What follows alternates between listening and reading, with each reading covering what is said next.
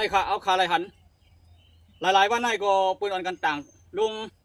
ลองไต่เอาคาเปลี่ยนนางงามกับเข่เข่งนอกเมืองอยู่เมืองไทยเสียขึ้นกับเข่เข่งนอกเมืองเลยหนำปัดหนึ่งในค่ะเนาะยกก็เจียงใหม่ในก็เมื่อหนังเขาคาไรหันได้แค่พังในค่ะเนาะมาอ่อนเอาลูกอ่อนใต้เขาป่าดีวัดบ่าเป้าในค่ะเหมือนเขาคาหันในลองสื่อเสียงลือหลังอันวันนั้นเฮ็ดเหมือนหนังน้องน้ำพึ่งในค่ะแก่ค่ะในปุ่นมาหลายปีค่ะเนาะเมื่อวันนั้นก็เดี๋ยวมีน้องโกยาที่อันว่าเฮ็ดการถ่ายนภาษีเอาลิ้นน้ำมันมาปั่นเฮ็ดวัฒนธรรมสิเลนไล่ไม้หนึ่งกว่าอันนั้นก็สื่อเสียงลือหลังกว่าค่ะเนาะดีเชียงใหม่ค่ะเนาะ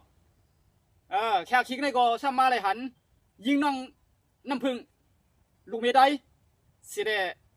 มีน้ำกัดดังแขนโรงเรียนหลายปลายอำกาลองห่างหลีนางงามไต้เฮาไหนก็ไก่เข่เข่งนอกเมืองไล่ไม้หนึ่งแท่งซึ่งในข่าดีมีซึ่งในข่าดีเฮ็ดซึ่งในข่าดีเปลี่ยนไต้เฮาค่ะเนาะเฮาคำจึงว่าเกาในก้าเด้อเกาในแก่หลุดเลยมาฆ่ากันพันกันเฮียงกันตายเกาในแก่มาแล้วมามีกระไรก็ไห้มันมาตายเจอไหนมันเป็นพรดีมันสิลองขึ้นใหญ่กันเนาะยกก็ลองไต้เฮาค่ะมาผู้หญิงผู้ชายมาอยู่เมืองไทยมาเสมาเนียกันมาผู้หญิงก็มังกาเป็นผู้ชายก็มังกาเป็นเจ้าไหนก็เจอลองดังขึ้นใหญ่กันเนาะปูไต้เฮาค่ะเมื่อนังน้องน้ำพึ่งเขาน้องกอยาเขายกก็มือเข้าไปเลยมาเมืองไทยเลยยินเสียงดื้อหลังมองดองแดงนั่นก็เป็นไต้เนี่ยครับเนาะไก่เข่เข่งนอกวันนอกเมืองเอากระดาษเฮ็ดเครื่องวินั่น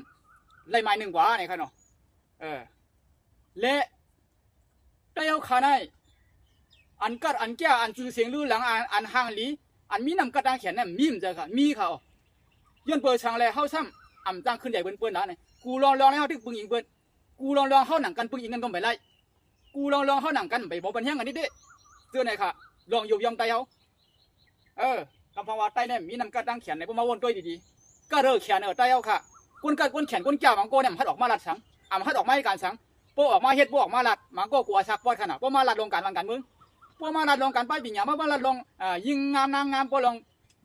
การเห็นการสอนที่ในก็ได้จื้อเสียงลือหลังกันทั้งกับผ่านเจ้าค่ะจื้อเสียงลองน้ำกัดดังแขนเจ้าไหนเผากับจังฮีเอาตายค่ะน่ะเผากับจังฮีมาหลุลายค่ะน้ำกัดดังแขนไผ่ไว้ปิญญาไว้ค่ะลูกกุนจื้ออันมีน้ำกัดดังแขนไผ่โรงเรียนการวันการเมืองการไผ่ชึกไผ่ชื้อการไผ่